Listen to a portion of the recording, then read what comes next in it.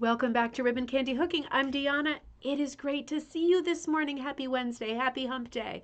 We are halfway there. I missed you on Monday. It was a holiday for us. It was Yom Kippur, and the kids were off school. So we were trying to kill it on a holiday weekend that was pouring rain the entire time. No corn mazes, no pumpkin patches. It's just the way it was this weekend. I hope you got better weather than us. I hope you are on a great streak.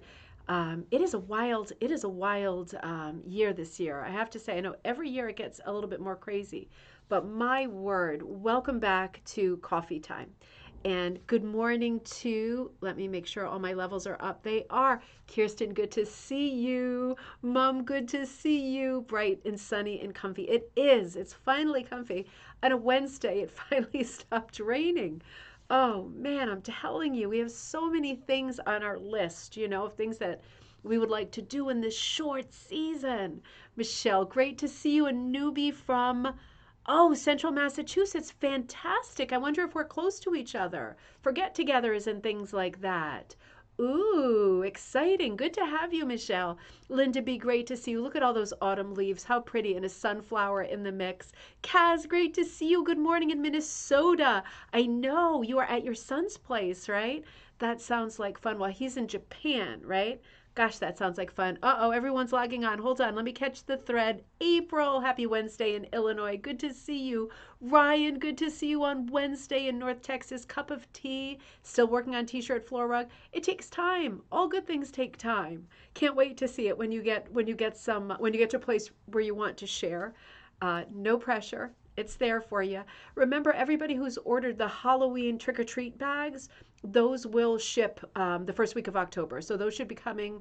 Well, we're getting there, aren't we? They should be coming in a few days. So I will be ready to ship them right away. So that is coming to you. If you have an order in for those, and I have a lot of orders for those, I don't have the product picture handy. I should have put it into the slideshow, but it's a fun project. All primitive colors, kind of traditional and primitive colors, some patterned materials, some solid, hand dyed.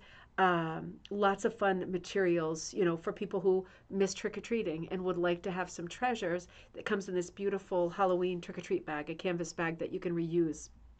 That's coming out. That's coming to you shortly, right? I know you ordered one. That's what made me think of it. April, how do you like the project? Oh, April's asking Ryan, how do you like the T-shirt project? So we'll wait for the answer on that. I always, personally, I will answer it for myself. I love hooking with T-shirts and sweaters. I've been doing so much of that lately. And if you watch other things on this channel, Ribbon Candy Hooking channel, besides Coffee Time and Cocktail Time, you've been seeing a lot of videos dropping, and it's because I was busy during the rainy weekend.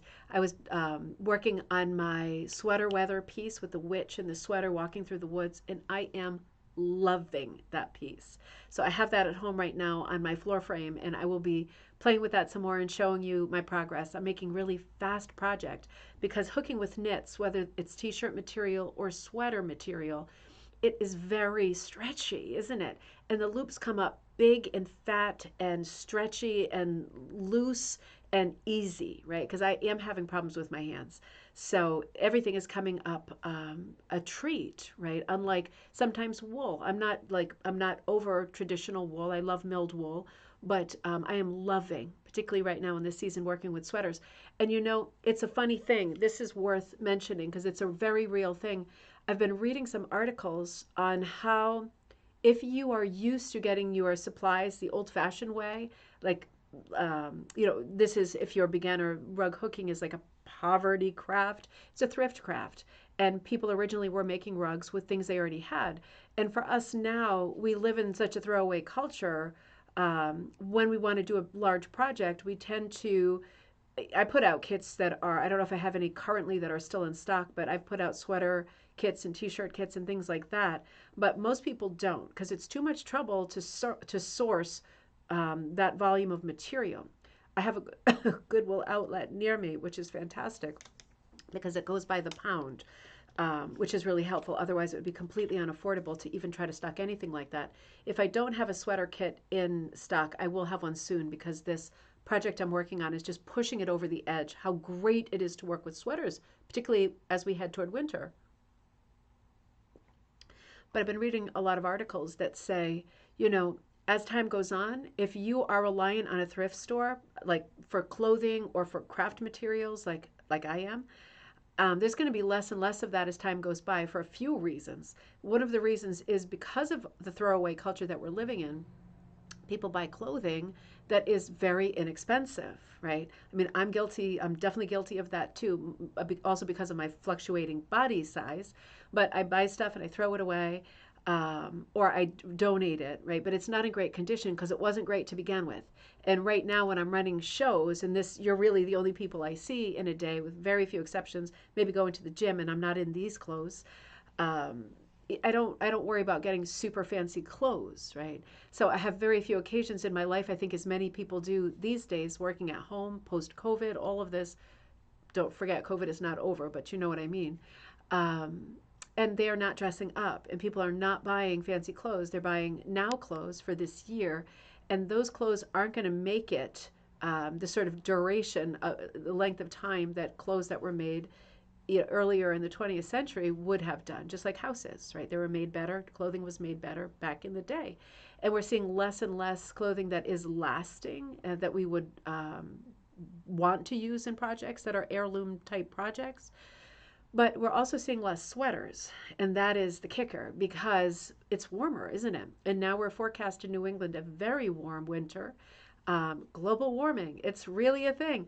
You know, we're not seeing a lot of sweaters. We're not buying a lot of sweaters, and therefore the manufacturers are not making a lot of sweaters. So yes, we can always knit and do stuff with yarn. That will never leave us.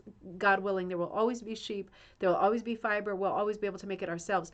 But as far as being able to go to Savers or Goodwill and find a cart full of cheap sweaters, it might not always be there for you. So I don't mean to put you into scarcity mode, but I'm in scarcity mode a little bit because over the weekend while it was raining, I think I went to 4 different thrift stores, and I think I found 2 sweaters that I purchased that were wool. They don't have to be wool. They absolutely don't have to be wool, but to fit into sweater weather, the pattern that I'm working on, everything else is wool, and I want the look of it to be pretty consistent and pretty cohesive. But it's an interesting and scary thing to think about. Um, just putting it out there, because if you do have great thrift stores near you, it might be that the sweaters aren't out yet because it's still September, or it might be that there aren't a lot of sweaters to put out. And I don't know which one it is yet, but I wasn't able to find many in the women's, children's, or men's department. Crazy, isn't it? Kirsten, Crystal, great to see you. Oh, I'm going to follow the thread about Ryan's rug. I got to hear more about this too. Hello in Dartmouth, Nova Scotia. And Sue's hello in Kansas. Great to see you. Sharon, good morning from rainy Vancouver. You're weaving your tea towels for Christmas gifts. That is so perfect. God, that's so perfect. If anyone could give me advice on how to attach to cardstock, that would be nice. Fantastic on how to attach to cardstock. I'm gonna defer that since I don't understand the question. I'm gonna defer and I'm gonna look at the answer myself just in case something clicks. Interesting, Michelle. An hour or so. Oh, you are super close to me. I live in Hamden and I filmed the show in Bethany. So we should connect. Send me a message if you can, if you're on Facebook. I'd love to connect. And my mom is in Granby, which is even closer to Massachusetts. So Judy, oh Judy, you know what I found in my car? An envelope addressed to you that I obviously dropped the ball on sending. So are you waiting for something from, I'm just going to put a postage stamp on it and send it. I didn't open it because I thought, well, then I'm going to have to find some tape and tape it up and send it. But it was in the car door, like that little envelope, pocket thing in the car door. I was looking for a tissue and I found that. And I thought, oh God, you're probably waiting for something. It feels like it might be small mini punch thing, something like that. I am so sorry. I'll send it. I have to stop at the post office later anyway. Ryan says of his t-shirt rug, I'm just cutting up strips of t-shirt and hooking into latch backing. Fantastic. Nothing fancy, purely utilitarian and recycled. Perfect. That sounds perfect. I love latch. I love latch backing. I love it. Kaz, my son is in Japan, is having a great time. Fantastic. Good to hear that. I hope it was an easy flight. And I love your necklace. Is it enamel? Funny that you should ask. No, it's not enamel. And I just recorded a video on this, Sharon. Let me see if I can get it off. My hands are bad. My eyes are bad. Let me show it to you. I just recorded a video on this because for those of you who got the Autumn Advent Calendar, there's a project in it with a hoop, and your hoop is a rectangle. I'm gonna post a video in a little while. I need to edit it, and mine is a circle, so mine is a little bit different. But this is actually hooked. It's rug hooked. It's just a little. Let me bring it into focus. It's just a little abstract project with yarn, little bits of yarn I had left over. So I was working on a different project. I was doing it from scratch for the video, but this is the piece that I sometimes wear. It's on one of these mini hoops. This is a 2-inch mini hoop.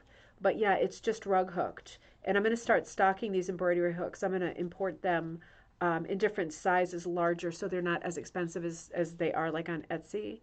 But yeah, so that video is coming up later today. That was it. I ended up hooking a small star for my necklace because that day of the Advent calendar came with, I think, 6 different choices of designs that you might want to hook or punch onto whatever backing and then put them into the little frame. And they were all shaped the size of the frame. Let me see if I can get this back on. Fell backward, of course. There we go. Ah, that worked. Good. And I recorded some other videos this morning. I just did how to thread a punch needle, which is one that always comes up. I did, another one on using some of the thick, bulky fibers from the Advent calendar, a lot of Advent calendar stuff, because we're still in Hocus Focus month. Focus on many different styles of rug making and just fiber arts in general. So I'm working on another, it's actually right here. I worked on another video that's not done yet. It's going to be a long, skinny piece. Like I haven't defined how long yet, but it's going to be a long, skinny piece like a small runner. And I'm using, let me see if I can get some good light. I'm using many of the pieces that came in your Advent calendar. So I'm using all these soft wools. This whole pattern is described in the video. I have not released it yet. I have to admit I said a bad word, and now I have to have Jocelyn edit it because I don't have the mental brain power to learn how to edit it myself. So as soon as she comes home from school, she can edit that part for me, and then we will have a nice G-rated video. And underneath, I started doing some wool, some just leftover strips of wool that I had, some like little orphan worms, right? And then this is the material in the calendar, and it's gonna be a large piece, right? Because it's maybe for Thanksgiving. Well, maybe I'll do it for Thanksgiving, and I'll bring it to my sister's house because she always hosts Thanksgiving. I haven't brought her something in a couple of years. Last thing was the turkeys with my kids' hands, and that's like a runner for her mantle. So it's a fun project. That's another video that you're going to see in the next 24 hours. Let me see, long runner style floor mat, Ryan says. Joanne, great to see you. What's the name of the mill store? Doormill is the one that's near me, and it's not near me. But I have a wholesale account with them, and I buy from them. They're about, maybe 2.5 hours in New Hampshire. They are in Newport, New Hampshire. And I'm in Connecticut, but they're still my closest one that I would go to. Otherwise, I'd be shopping at another rug hooking store, and I am a rug hooking store. So I wouldn't want to do that because they're getting it from Doormill and putting it at their price. Where if I'm getting it from Doormill, I try to put it a little, it's not that I'm a big undercutter, but it's my philosophy to try to keep basic materials low so that more people come to the craft. So that would be impossible. So I have to get mine from Doormill at this moment. I have found some other wools that I'm really happy with, so we'll see how it goes. But they are the closest, and obviously they're an iconic and fabulous store. So I buy a lot of stuff from them. I'm going to start stocking I ordered the bleached linen, and I'm going to try that just because I love linen. But for me, with my eyes right now, eyes and hands really acting up, and I'm okay, but I do get crazy zings a lot right through my fingertips and my palm. The hand just doesn't work that well right now. I know a lot of you also have hand stuff, and I love linen, but I don't like that it's dark because between hands and eyes, if I'm not sitting under like an X-ray light bulb, I find it very hard to see. So I'm going to try stocking and using some bleached linen and see how that goes. And that's from Doormill too. So that should be coming tomorrow. And I'm going to be anxious to put down a pattern using the bleached and see how it goes. It'll just be another thing for me to stock. I'll always stock Michelle McCarelli's linen too. But I thought that could be a nice other kind of linen to have as an option. Goretti, great to see you. Good morning. Great weather in Acton, Ontario. Fantastic. And hello to Mike. And Brenda, great to see you checking in. So happy to see you. Sharon says, attach an Ultra Punch Christmas card, 2 cards. Oh, I see, I see. How to attach an Ultra Punch Christmas card, 2 cards stock. Ooh, interesting, interesting. To cardstock, like to make a card? Do you mean the kind of greeting card that has like that frame, like the outside frame thing? Are you wondering, should I glue it or not glue it? Is that your like underlying thought? Because we always are like, no to the glue. Um, if that's what you're thinking, if I was going to use a mini punch thing in a card and it had that kind of built-in frame around it and you were just supplying the image, I would glue it. I would glue it. I don't see any other way. It would have to be gluing or sewing. I would definitely glue it, but I would glue it with fiber glue. And then whoever gets the card can actually just take the front cover off and frame it better in a more permanent way. Unless it's really thick, I mean, the frame might be like a mat board, and then you might be good to just pop it into a standard frame. Yeah, I would glue it. This is one of the few times that I say the G word. That's a 4-letter word, typically for rug makers, but in this case, with any paper product, I would say glue. And with this also, it was a glue thing. You'll see when the video comes out. There's no way around it. Having the little monk's cloth ends that need to be tucked under and hidden under. There's 2 disc circles. One is underneath the hooked piece that's wrapped around the first disc, and the second disc is this back one that actually meets the edges of the little frame and hides the glue and the tucking, right? It's frantic, very fiddly tucking, probably same as with a greeting card, maybe even more so with this project. This was the tiniest video I've ever done. I felt like I should have had my nails painted better because it was like dollhouse, like it was crazy. I felt like I needed a microscope, right, lens to film this video, not just like the camera. But yeah, I'm going to say the G word for that one, Sharon. Judy says, oh no, that project is long finished. Oh my God, Judy, I am the worst. Judy, I am the worst. My stomach dropped when I saw that envelope. And I live in this state of knowing that I screwed something up and can't remembering what it was, or knowing I forgot something and can't remembering what it was.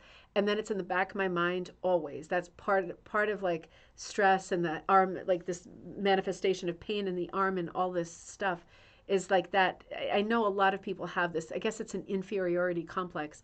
Like you dropped the ball or you screwed something up and it's, you're going to remember it and you're going to panic when you do. It was one of those moments where I was like, oh my God. And I was trying to think of what it was and I almost ripped the envelope open. And I was like, don't rip it open because maybe you should just drop it off at the post office. That project is long finished. I am so sorry, Judy. It's me being stupid. Melissa, great to see you. Good morning. Oh, thanks, Kaz. I really like this. I really like this. And the one I just did that's a star, I'm going to really like wearing that in October. Thank you so much. All right, let's see. Fun necklace, good combo starter. Absolutely. Thanks, Ryan. That was you that brought in that icebreaker, right? Fantastic. Sharon says the mini hoop would be great with an Ultra Punch design. It would be even better with an Ultra Punch design. You could do basically anything with Ultra Punch. And the weaver's cloth, unlike all of the rug hooking backings, will unravel, but a lot less. Like I would hardly, there should be a different word than unravel, right? Because it doesn't really unravel. It's like such a tight material. It will fray a little bit if you fool with it constantly, but if you just work on it and then pop it in here, it's much thinner. It has much less of a proclivity to unravel or thread or fray or anything like that. It's a way better backing. So if you do have an Ultra Punch, Pretty Punch, or any of the mini punches, this project is even better with mini punch, but also possible with monk's cloth and a rug hook or a traditional punch, also possible. Oh gosh, I was just going to say something. What could it have been? What were we saying a minute ago? Dang it, we were talking about sweaters. It'll come to me. It'll come to me. Shoot. Cats Gallery, great to see you. Marilyn in Northwest Indiana, great to see you. Doreen, great to see you. The hand pain, I know. It's so, I hope that yours is okay. Mine is better for the moment. I know you were struggling for a while. And I hope you didn't rush on that project. Because with me, with my stuff, there's never a rush. I can always figure stuff out. Judy says, no worries. Oh, I followed up by email. Okay, so yeah, I forgot all of. I'm such a jerk, but it's good to know instinctively that I've already responded. So, Yeah, what a ding dong. Michelle, would Door be a good place to get a nice basic stash of goods? I'm trying to get started, but I have no real stash to draw from. Well, absolutely. I mean, they have everything. So Door Mill is a they used to be their own mill, right? The mill was right there in New Hampshire. It hasn't been there for years. So they import now, but it is beautiful milled wool as opposed to, for example, garment wool or recycled wool, different kinds of wool that you would get in different places that might have different textures or might be more or less successful to work with. But you could get a basic stash from there if you're near there. I also sell wool, and it is Door wool, and I keep the price very, very low. So I have a lot of beginner kits and things like that. But for a stash, um, I have a lot of stuff that I sell too. The Crazy Eights and the Swatch Sets and stuff. Stash building. Their wool is expensive. Like it's quite expensive. I buy it wholesale, which isn't, if that's not a thing, then that's not a thing. But milled wool, particularly at a store for rug hooking, is always going to be surprisingly expensive. Quarter yards on average are something like 16 to 20 dollars for a quarter yard. So it can add up, and it depends on how it's packaged and sold. One thing I will say about Door Mill is I love to go to the actual store because they have some barrels of imperfect stuff that's great to start with, that's discounted, that seems like it doesn't give me sticker shock, right? And I do spend money, so it's not easy to give me sticker shock, but wool does give me sticker shock. And sometimes I can't justify it. But they do have things that are in smaller, packaged a little bit smaller, and they do have kinds of bargainy things like that you can get small pieces. My favorite place to get lots of little pieces, and I know this is probably a trek if we're talking about New Hampshire.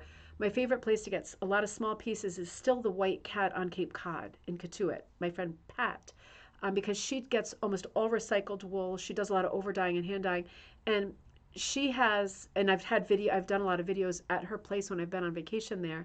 She sells a lot that it's like 50 cents, a dollar 25, and you get small cuts.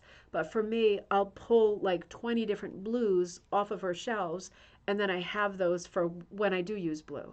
So it's apples and oranges. Door is like fantastic, lots of materials, but it is like shopping the department store as opposed to shopping, for example, TJ Maxx. I'm not calling myself or Pat TJ Maxx, but you know what I mean. It's a different price point. So look online and look at some of the things they sell online, and it'll give you a good idea of what they have. Because if you're building a stash, that potentially could be expensive. Make sure you are always looking at Facebook Marketplace too, because if you search Facebook Marketplace for rug hooking supplies or rug making supplies, maybe not even hooking, there are often people who are having health problems, uh, or not hooking anymore, or worse, and like their families are getting rid of their entire stash. And if you can pick up somebody's entire stash, for example, for $400 or $500, and it's like Tupperware containers full of wool, that's a bargain, because 500 isn't going to go really far in a wool store. Are you all reading between the lines there? It really depends, because I'm all about thrift, and I'm all about the early, that early school of rug hooking. So while I always kit my stuff with Door wool, because I know that there are a lot of rug hookers who only want Door wool, and I try to err on the cautious side more and more. If you've noticed in the Ribbon Candy Hooking Store, I'm putting in products that are just patterns or something that comes with, for example, cut up neckties or nylon loops from pot holder kits, or silk stockings, pantyhose, not even silk, just pantyhose. I'm using a lot of different t-shirts, sweaters. I'm using a lot of different stuff lately because for me, all of the different looks have value, have merit, and personally, I like things that look a little wilder, a little more varied, more fibery than just straight up old-time hook rug. That's my personal taste, so that's where my brand is going. But there's lots of choices out there, and everybody has beautiful stuff, without a doubt. You can always send me a message and say, what store, I'm here. Do you know of a store near me that is like a good store to shop at if I'm buying a lot of stuff and I don't want to mortgage the house? You can always send me those messages, and I will always write back to you, I promise, particularly if it's on Facebook, because I'm on Facebook a lot, or at ribboncandyhooking@gmail.com. And remember to check my store too, Ribbon Candy Hooking, because I am very careful with prices, and it's a lot of nice stuff in there too. Toot toot. Let's see. Michelle says, oh, and then Matthew says, oh, so Michelle, you are 1 hour from me north. Um, Michelle, send me a message because I have some more ideas for you too. And Matthew says, good rugs, and I'm at 409 subscribers and just 91 away from being, and that's fantastic. Now, is that you're at 409 subscribers, 91 away from being 500? Is this a Facebook group or YouTube channel? You just reminded me what I was going to say as well. I don't know if you're often on the Ribbon Candy Hooking page, and if you notice how many subscribers there are. It's very hard to get subscribers on YouTube, right? Because I've been here for a long time and I have like 1,000 videos up there. It's still hard. I have been getting a crazy amount of subscribers all of the sudden. And over the weekend, I was averaging like 175 to 200 a day, which is a lot. And finally figured out this morning that they are all coming from, and you can't see exactly where, if there's a site, like a website that's featured Ribbon Candy Hooking. I just know that the numbers are crazy. But it turns out that they are all coming from Russia and Ukraine, like that whole area, that part of the world. All of them, like almost all of them are from there. So someone, and I wouldn't be able to read a website that was about Ribbon Candy Hooking in that language anyway with those different characters. So I'm very curious to know something somewhere was published without a doubt, because there is like a landslide of subscribers unless my book came out in that part of the world. But it's exciting, and the numbers are going through the roof all of a sudden, which is exciting. My kid said going viral. I don't think it's going viral exactly, but you know what I mean. Michelle, yes, I'm a quilter, so I understand better fabric versus Joann's. Good, you got it. And the sticker shock that comes. Good, good. But tons of good info. Okay, good. There's lots of choices. There's lots of choices. We should go out shopping together because I go to a lot of places that aren't like unlimited, but I do find a lot of good stuff as I go out. We should maybe get together. Matthew, YouTube channel. Okay, well, Matthew, absolutely. If it's a craft channel, fiber channel, let us know, and it would be exciting to know what that is. I'm happy to have that here, as long as it's not something bad, obviously. Is it confusing to place an ad on Monday's sale page? That's a great question, Doreen, because in our Facebook group, which is Rug Cooking and Punch Needle Club, I allow everybody else to sell stuff on Mondays. So it's not about Ribbon Candy Hooking on Mondays. Everybody's allowed, other rug hooking brands, individuals are allowed to post on Mondays. And so Doreen's saying, if I respond to something and it's not Monday, it naturally bounces the ad up to the top. And no, that's not confusing. That's absolutely fine. It does happen, and I understand that, and I can see that the post was made on Monday. So that's always fine for me. Everybody who posts Monday, I always wish everybody who posts in Madcap Monday absolutely the best, and I hope they sell tons of stuff. So if you want something, you should absolutely answer on the thread, and it's fine if it bounces back to the top. Totally acceptable and understandable. And Crystal says, oh, how interesting. I've noticed a lot of rug interest in that part of the world. Absolutely. I know, it's crazy. So something must have happened. We'll have to find out. Yeah, and if you all figure it out, let me know. I'm not that good on the computer. So a couple things I want to show you before we start our content. I'm coming back to this pattern. I found it today while I was looking for something else. Do you remember this from last year, Autumn in New York? This is a pattern. It's kind of a bit of a cubist pattern because there's going to be a lot of sort of transparent effects happening with the leaves and the buildings. But it's like the New York skyline and a bunch of pumpkin people, kind of Breakfast at Tiffany's meets like pumpkin horror movie happening in the front. But I'm gonna hook this up or mini punch it up. We'll have to see. But I found it after a long hiatus, and I thought I lost it forever. And I'm gonna hook that up soon, as soon as possible. I have to speak to Judy Taylor today too. We have a great project in mind, so I'm gonna be hopefully logging on with her after the show. And I also put this together yesterday. I don't know if you can see this. This is about 1/1000th of my tie collection. But I have a project coming up using, speaking of thrift, ties, right? These are mostly silk ties, although there's a few polyester ones in here, and particularly autumny colors. And I do have thousands, literally. There's something so wrong with me. I have thousands of ties, and I have a project in mind. So I will share that with you as soon as I finish sweater weather. Let me take a quick drink, and let's go for some content. I'm so thirsty today. All right, let's see, everybody. Today, let's look at some, on Friday night for cocktail night, I was late. Like we ended after 9 and I still had more content. And the content that was left was content that I had pulled because I'm always afraid the show is not going to be long enough. I had pulled some beautiful rug images from our Facebook group that maybe some of you missed, and I already had them in the show. So I wanted to look at those today because I felt bad deleting that entire show when I still had a bunch of content left. And I added a couple things today as well. So let's look at this together and see what was not left over. It was just I went first for the images that you all sent. Oh, don't forget to sign up for Design Like the Tarot card. It covers tarot cards, oracle cards, and traditional playing cards. It is all about designing card designs, what they're about, what the history is, and lots and lots and lots of fun exercises, particularly for this time of year. Heavy emphasis on tarot cards, not on anything crazy, just on not that it's crazy, not that it's crazy, but we're talking about design in this class, and it's going to be a lot of fun.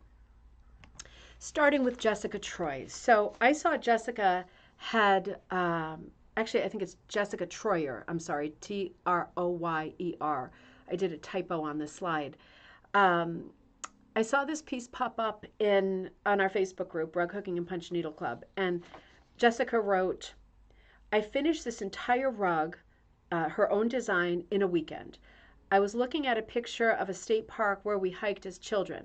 My mom is sitting on the bench with my 4 kids. My 3-year-old is playing in the leaves. That is very him. I finished binding it sitting in her hospital room. So, yeah, there's a tinge of sadness and darkness in the post, but it is also, I have to say, the most beautiful rug I've seen in a very long time. This strikes me on tons of chords in tons of places. Heartstrings, probably the first place. It's absolutely an astonishing piece, in my opinion. I don't know Jessica's work yet, and I'm very anxious to get to know her better. I think it is an extraordinary piece of her own design based on a family photo, lots of meaning, nostalgic in terms of it being a place where as a child she knew. And her children are here with her mom who, we don't know why is in the hospital, but hopefully everything is okay. I just think this is extraordinary. The softness of the oranges and the mauves and the greens and the pistachio colors. It is like traditional autumn colors have been dialed down in a huge way. And I love it. I absolutely love it. We almost have flower colored trees. And it's absolutely so soft, and it almost looks a little bit faded because the reflection is amazing, Michelle. It's amazing, isn't it? And the leaves, the little leaves down on the grass, like just the little dots of leaves, unreal, like absolutely unreal. I'm going to stretch this out a little bit. I also love the blue. The blue has kind of a periwinkle feel to it. It's several shades of blue and then this amazing reflection. But God, it's so well done. It's crazy. It is well with my soul. I love the text as well. And let's look at this closer up. It is really clear, even from a distance, that Jessica is hooking in different heights. And God, I love this. This we all have different things that we love. I love the different heights. I love the different cuts. I love the different materials. This looks like all wool, but just hooked at different heights. And it gives us this kind of faux Waldoboro feel where some of it is coming forward a little bit, both in the tree line on the other side of the lake or the pond, and in the tree branches themselves. Absolutely beautiful to see those changes in height. Also in the clouds, because she has done some very clever directional hooking in the clouds, right? It's a bit of Van Gogh with the circular swirls, and the way that one of the swirls sweeps the word soul underneath, absolutely beautiful. Absolutely. The way that the cloud accommodates the space with the text. Do you notice the text is in 2 different colors as well? It's got this dark sort of olivey brown and the black. Absolutely beautiful. My mom says, what a beautiful sentiment for a beautiful rug, words to strive for in every family. Absolutely. And it is just the mix of colors, right? I'm thinking about the way we say in rug hooking to go with, right? And not every time, nothing every time. It's never a clean sweep with rules, right? Dark, light, dull, bright, DLDB. Well, this has if we're including the text, it's got the dark, it's got the light, it's got the dull, but does it have the bright? I'm not sure. I'm very glad that I'm not sure. I don't think it really does. I guess the orange is functioning as the bright.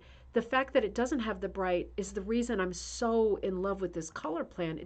It's very colorful, right? This is a great example of not every rule for every time. That doesn't even make sense, does it? I just love this piece. The color palette is over the top fantastic. In that blue, the blue in the sky, you see there's several blues in the sky too. I see 3 different blues at least. Really clever. The font is very clever too. The way that the word well and soul are both in cursive and the rest of it is in block, right? It's very interesting font that shows a lot of emphasis, right, on the words that are the more important. Um, Absolutely beautiful. I'm just looking at the little leaves. I'm looking at the variety of color. I'm looking at the patterned wool or flannel possibly that appears in the water, right? There's kind of a diagonal blue and yellow check. A few of them actually. I'm seeing a few of them pop out. And then coming down to the ground where there is a little bit of land in view and at least 3 colors of green there. And then some leaves crunching underneath the figures, right? The figures in silhouette are a great, great design sort of technique, right? When you're working on a piece like this, I'm just making it to size again so we can look at it as a whole. Hang on. When you're working on a piece that has several different layers of storytelling, so we've got the family story, and we've got the landscape, we've got the view, and we've got the text. There's a few things going on here. It is really interesting that the colors are a bit subdued because I feel like if the autumn colors were blasted to us as full blast autumn colors, right? Like, Robert Frost's like golds and reds and all the colors, he talks about in his poems about autumn. If it was that kind of an autumn scene, I feel like it would be a bit of a, as much as I like Hallmark card. For me, this is much more interesting. It looks like it's a little bit faded. It's still the same color families, oranges, greens, browns, and reds. But the choices of the colors, it's incredibly inspired. It is inspired. Really beautiful.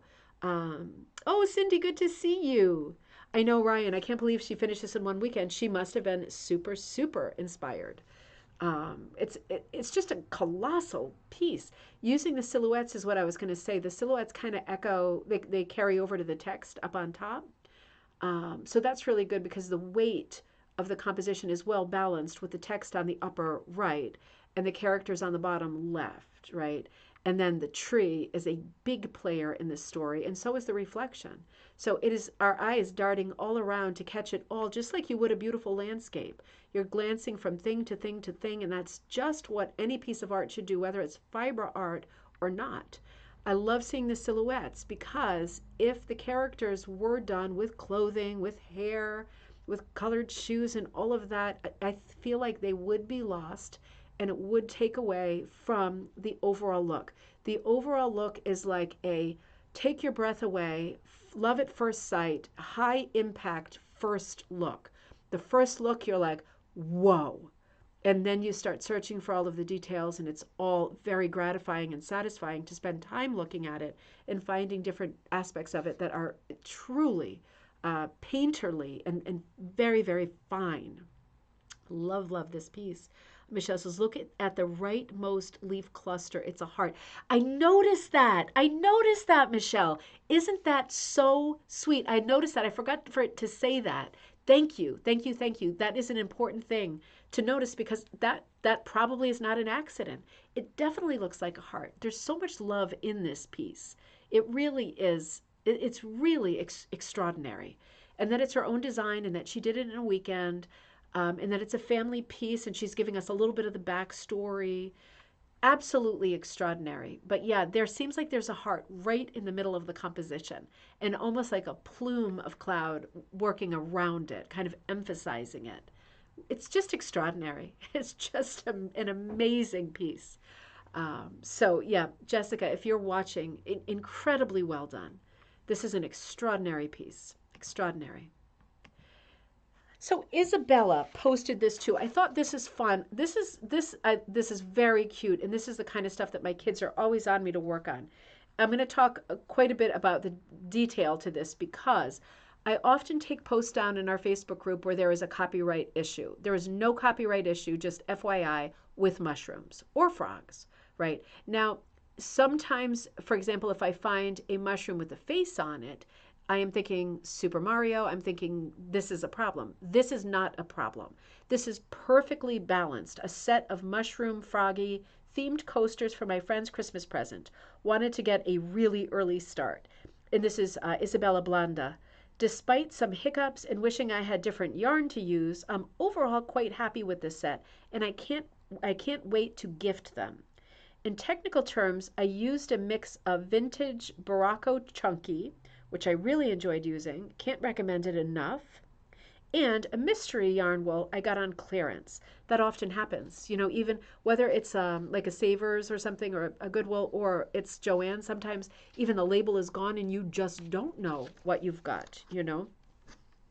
So that's the mystery fiber. For the mushrooms, I used an Oxford number 10 fine, while the froggy was made with an Oxford number 13, so much finer. You can see that from the picture that the loops are smaller on the frog than they are on the mushrooms, and that is the different size needle and the different materials too, I'm sure. I didn't notice how much of a difference between the heights, but I'll probably make coasters with the number 13 just to save some yarn. Coasters are backed with cork. Now, there's a few interesting conversations in here that I think were well worth pointing out. They are super cute. Isabella's making the point that she was experimenting with two different Oxford needles, and the height is different, right? So the counterintuitive, the higher the number of the needle, the lower the pile, right? So that is super counterintuitive, but that's the way that they work. You get a smaller loop with a higher number. The fine versus the regular refers to the shaft of the needle, not the height or the length of the shaft, which dictates the height of the loop. Right? I have lots of videos on this, and I don't sell the Oxford needle. I sell a different needle that I import from Brazil that I really love. So I have videos that mostly refer to, I think, the needle that I stock, but they're all punch needles. They all, for the most part, work great. I wouldn't sell the one I sell if I didn't think it was great. I only sell the fine, though.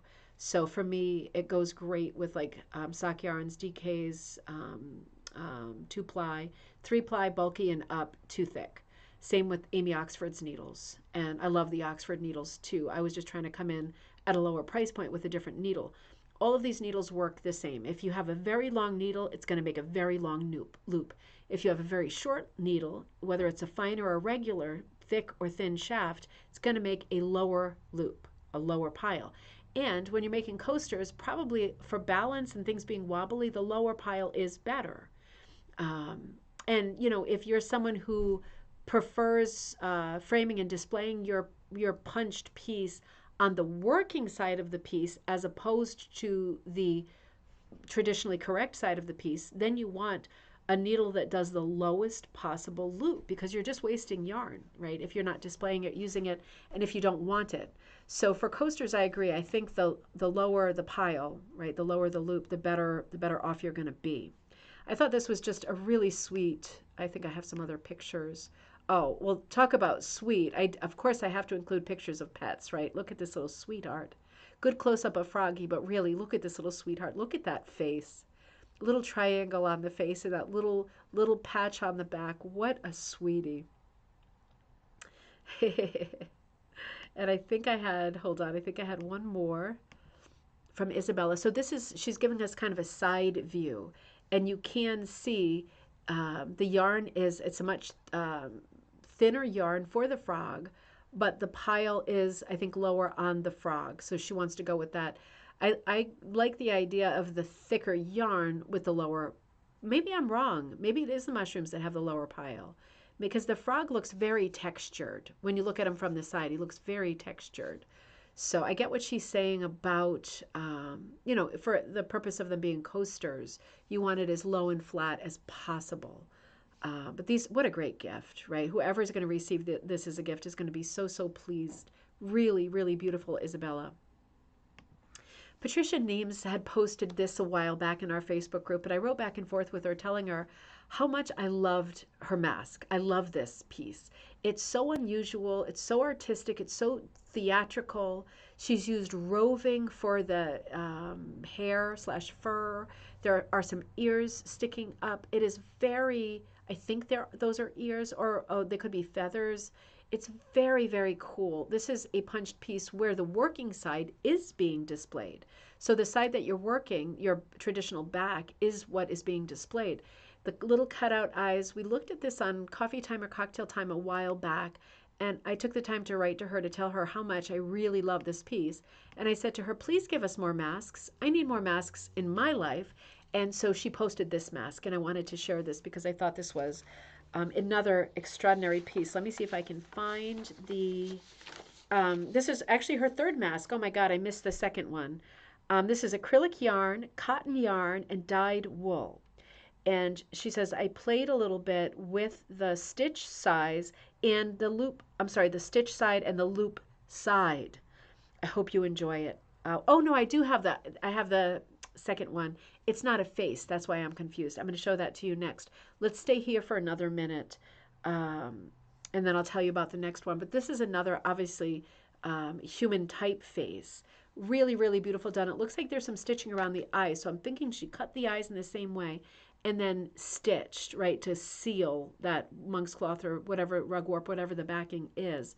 Absolutely beautiful graphic. Again, this is a little bit more graphic than the other one. This is more monochromatic. It is absolutely the sweet expression, right? It's just so artsy, so cool, so different. And Ryan says, if you can't decide between the needle length and loop height, consider a Lavore adjustable punch needle. It's what I always use, and I never have to wrestle with multiple needles and money on a needle collection.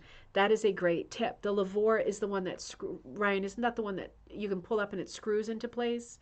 And the only thing I would say about that, if it's the one that I'm thinking of, is that you have to mark it somehow, like with a permanent marker or something, or maybe a little nail polish or something like that.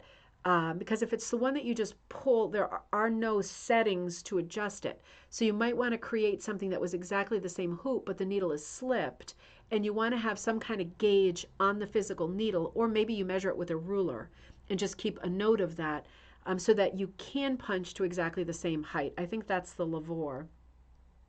I have lots of videos on the punch needle that I stock and using the little black washers, right? I put little rubber washers on them, which are also called O-rings, and that changes the height significantly. One washer, two washers, goes from being a very, very long loop that you could, in theory, clip, or a very, very short loop, right, with a very low pile. I have videos on that too. But I love using the washers because then you only need one punch needle. The Ultra Punch has several height choices too. So the Ultra Punch is a mini punch. And the Ultra Punch is fantastic because it has the many, Pretty Punch does too, it dials, but some of the mini punch / Russian punch needles are fantastic. It's a totally different scale, so it is actually a completely different craft. It works the same way, still a stabby craft, but very, very different. I think all of this was done with the Oxford punch, and I think the Lavore has lots of interchangeable tips. Ryan says, yes, you screw to adjust. No settings, so you learn over time, and you have to thread it, unlike an Oxford. Okay, but it's a decent, yeah, it is a great price. It is at a great price point, absolutely. They come in fine and regular. So that's great information. Thank you, Ryan. It's good to keep the, to find tools that you like in a price range that you like is really important, because really, who wants to spend money on a lot of tools? Isn't it more fun to spend money on supplies that you can actually see? It's like, having to spend like so much crazy money on vitamins. Like, I know that I need them, but I'd rather have a nice shirt or a new pair of earrings, something that I could see, rather than something that goes inside my body that you can't see at all. You know what I mean? So it is good to find tools that are at the right price point so that you don't feel abused, and that you've like blown your entire budget on just tools. So that's a great tip. Thank you so much. This is the other mask um, um, that Patricia was telling us about. I'm sorry, I just blanked out. Sorry, Patricia Nemes. It's a fish. That's why I didn't immediately. But yes, this is an amazing piece. This is another amazing piece. And of this, she said, um, oh, wait a minute. The fish, this is called Summer Mood. Wool yarn, acrylic yarn, recycled bed sheet with an Oxford number 10. Interesting. She punched a bed sheet with an Oxford number 10. That's actually, I'm going to make this a little bit larger. Um, you can punch anything with a traditional punch needle, right? And Oxford is a traditional punch. The reason I don't punch a lot of wool is because you punch a few loops and your whole strip is done. Now, bed sheet, this got to be the white bed sheet, is a different story, right? Because if you cut the bed sheet right, you have got long, long, long runs with a bed sheet. Very interesting, Patricia. Very good. So you can see part of it is yarn and the white material is a sheet. What a great use of a sheet, and what a great tip. It makes a lot of sense to punch something as large and as lightweight. Wait a minute, I'm trying to get it back to a normal size, and oh, the computer's playing me a little bit. There we go. Let me bring it back down so we can look at it again. I think that is, right, April? That's a really good idea. Because also wool is very thick, even for the regular punch needle, not even the fine, but just the regular. So this makes a lot of sense. A nice thin sheet, the more threadbare, the more used, the better, I think, would slip right in any poly content, right, that you wouldn't be able to dye a sheet with to do, for example, Amish toothbrush rug making or multi-strand or braiding or any of those. Um, the synthetics are not great for that because we often want to dye our sheets. Sheets usually have a poly content, and then they are not great to dye. The dyeing doesn't take well at all. So it's a great idea to use sheets, whether they are 100% cotton, which are the most expensive, or whether they have some kind of poly content, and run them through your punch needle. And you get something like this, right? Great use of materials, great innovative technique, and yeah, great price point too, right? Because a sheet shouldn't be that much, particularly if you find one used or you have one that you're ready to give up. That is really smart. Really smart. Oops, wait a minute. Fooling around here. Hang on. Now, another buddy who did some beautiful work, cranking out work like crazy lately, Pauline McGowan. Really, really beautiful work. Lots of nice pieces. I saw a lot of gifts happening. Just looking for my text on, oh shoot. I don't know if I wrote text for this, but I noticed Pauline posting a lot of small pieces, and I know some of them were gifts on our Facebook group, Rug Cooking and Punch Needle Club. And I'm just loving seeing them. All of the different colors, all of the different styles, each can be cut out and used for different gifts, different things. We were talking earlier in the episode, this episode, about cards, right? Christmas cards, autumn cards. What a great thing to make small pieces like this for someone and give them as a gift. Right? That makes a lot of sense. That makes a lot of sense. Absolutely love this. Another one that Pauline did, really super, super beautiful.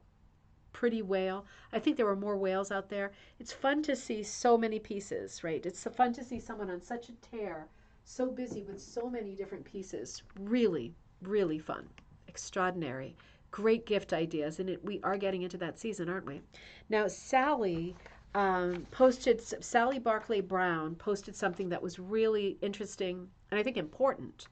So this is going to be a segment, just a minute or two, about okay, this is what the post reads. Sally Barclay Brown came across this yarn at a thrift store today. There's no information about the content, right? So this is what happens at the thrift store. This is just what we're saying. Sometimes you find a skein and it's like, oh, like the color, would like to use, but there's no label on it. What is it? So she says it was only $2. Is there some way I can figure out if it's wool that's suitable for dyeing? I've never dyed before, but I'm interested. there are many more skeins in this ecru color. Um, Please advise. Thanks in advance. So a bunch of people wrote on the thread about the bleach and burn techniques to find out what your content is. So she posted pictures of herself burning, right? Burning. So she wrote later, I did both tests, bleach and burn. I've come to the conclusion that I need to go back to the thrift store tomorrow and clean out their stash of this yarn. Ashes resulted from the burn are totally dissolved in the bleach. Thank you all for your responses. So obviously, if you burn something, it's going to melt, right? It's not going to turn to ash because it's synthetic. If it's synthetic, if it's wool, it actually does burn.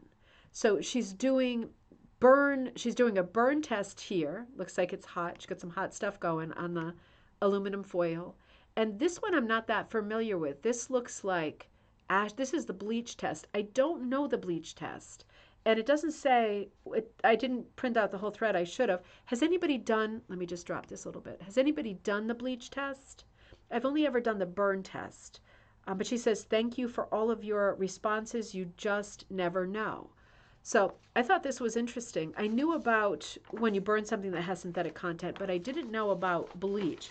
But what she did say, let me just reread it. She says, ashes resulted from the burn and totally dissolved. Okay, so she's saying it totally dissolved in the bleach. So that must be a good thing, right? If you have bleach. So she's saying ashes from the burn, right? It didn't melt. It turned to ashes. That is not a synthetic. That is not any, it can't do that if it has any synthetic content, right? Because it will melt and turn like to plastic. So that's a good sign. And just to be extra sure, I guess she also did the bleach thing. And it looks like she put it in bleach and she's saying it is totally dissolved in the bleach. So that means that this must be a natural fiber. And if it's a natural fiber, it is possible to dye it, right? You can dye anything, but you need completely different dyes if you're dyeing stuff that is synthetic. So completely different dyes. So this is good information. If synthetic, some yarn or wool would be left, Wool Diva says. So it looks like this is just gone. There is just, it's like a terrible horror scene. Like there's just a little bit of hair or fur left in there, just a tiny bit. But yeah, we know nothing bad happened. She was just experimenting with content, and it looks like she got her answer. So I thought that was a really neat post. Shannon actually found that. Shannon Carter, thank you so much for that. It's great to have different stuff to talk about. I found this over the weekend from my buddy Colleen. So cute. Colleen, you wrote on this post, absolutely love this. You wrote, wait a minute, I have one more sheet. Sewed together and stuffed Penny Pumpkin to hang out with the hooked Jack the Cat from last year. So Jack the Cat is from last year, but Penny Pumpkin is new this year. How cute. Adorable black cat doll by Crow Junction Primitives, and that is Pauline McGowan. We were just talking about Pauline, coincidentally. Now, witch or skeleton with question marks. I'm going to say witch. I always have to go with witch, I have to say. So adorable, right? So adorable. I thought, oh, so cute. Great job. Loving these. So festive, right? I feel like doing something three-dimensional now as well. And Melissa, you're working on something great too. It's not great just because it's my design. It's great because it's you doing it.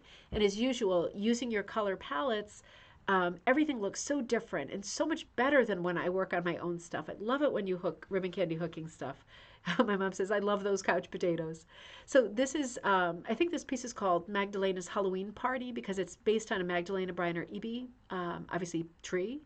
And it's a design, you can only see part of it here, but I'm sure Melissa will send us pictures as it evolves. There's all kinds of typical farm animals around the tree, Magdalena style, but they're all wearing Halloween costumes. So for example, the dog is dressed as the Bride of Frankenstein. So you have got a really good start going over the weekend, and it looks like it's going really well. I'm so excited to see how this evolves. This is just a beautiful piece. Very exciting. So there's lots of fun things happening on our Facebook page too, if you are a Facebook person. And I know not everybody is, but I don't do a lot on Facebook. I post stuff on my personal page, or you're welcome to join as well. I'm not always exactly as appropriate as I am in my business life, as you can imagine. We had a great post. Yeah, I had a great post up yesterday because finally, I know a lot of you follow Coffee Time and Cocktail Time, and I talk a lot about my life aside from rug hooking. And a big part of it is my son Teddy, who's autistic, who we've been fighting with our town over for well over 5 years, more like 6, and he's only in 6th grade. And I was fighting this year, anew, afresh. We only had 1 year without a fight, and that was last year. So this year he was in there with a bunch of 4th graders, and he's been doing his numbers. And I got very upset because he's very bored, and he's smarter than that, and he can do better than that, and he's capable of more. And after all of these years, we finally had another meeting yesterday with the town. There was like 5 people on the call, and usually it doesn't go well when there's 5 people on the call because it's like, 5 against 2, and it's not going to go well. Well, we actually got what we've been asking for from the start, which is for him to go to our local neighborhood school that he can walk to with his sister because she's gone there all along. He actually can go there. He's gone there twice before, and they've wanted him to go because they feel they can't support his autism there. That's kind of their problem, isn't it? We pay a lot in tax money to be in this town. Whew. So yeah, so that was kind of exciting for us, and he's very excited. So he will start at his. It's only the rest of this year until he goes to middle school, so it's only a matter of months. But it's very exciting for him that he's able to start at not in a general education classroom, not in what's called an IIC classroom that is for kids with special needs, right? So we are very excited, and yeah, big, huge hooray. I started crying during the call yesterday. I just couldn't believe, when you don't even know you're so stressed about something, and then you're so relieved that there's nothing to do but cry. You can't stop at all. It's like, whew, I thought I was ready for another fight. I had my hackles up. I was ready to go in there and say, like, next step, we're lawyering up. That's an. And it didn't even come to that. It was just a happy ending. So I'm so happy for him because he's such a sweet boy. He's such a sweet boy. And he deserves to have friends. And he deserves to have friends in the backyard. And he deserves to be able to walk to school and have a normal life like all other kids just because he's on the spectrum, right? He is just the sweetest little guy. You've probably seen him in our videos. Anyway, I will be with you. Well, I'm going to have to think about that. I plan to be with you on Friday. Let's keep dibs on each other in the meantime because tomorrow, poor old Teddy has to take the bus for the last time to school because he's at his other school for the rest of the week. I'm going to need to leave at like 6 or 6:30 a.m. to get to New Hampshire in time because tomorrow is the opening of the Deerfield Fair in Deerfield, New Hampshire. And there is a rug show, and I think there are vendors there, and I want to be there to look, to cover it, to take photographs. We're going to look at the Wisconsin photos, Kaz, that I think you took, and Robin sent me some. I think Carol took some. We'll look at those next week. I ran out of time this week with the holiday weekend, but I'm going to head to New Hampshire really, really early in the morning because it's like over 3 hours to hit that fair, cover that rug show. Kathy, I will super look forward to seeing you and all of the buddies from the Woolen Magic Guild in New Hampshire. I look forward to seeing all of the buddies there, covering the rug show, covering the fair for you. And I should be coming back on Thursday also, so I should have plenty of time on Friday to put a show together for you for Friday night. I also have to get some orders out too, so it's like this. But be looking tomorrow for some live video or some videos that we take from the fair. And what did Ryan say? Have a great West year. You too, Ryan. Thank you. Oh, Michelle says, aw, and yes, my youngest now 23 needed a 504 and was always a struggle. We have different language in our town. They made up a whole system for kids who are different. So we speak a different language than other people. We have a different schooling system that does not involve integrating kids who have any kind of issues, not integrating them. Can you believe that? It's like this book Flowers in the Attic, isn't it? It's like, you must be joking. It's such a nightmare. Michelle, I feel like we've talked before, right? You're in Southwick, Westfield, or am I crossing wires? And if so, we still haven't seen each other, and we really should. Yep, so thank you. I will have a safe trip, and I plan to be with you on Friday night, unless my head is, I'm not even going to say it, falling off by a thread, God forbid.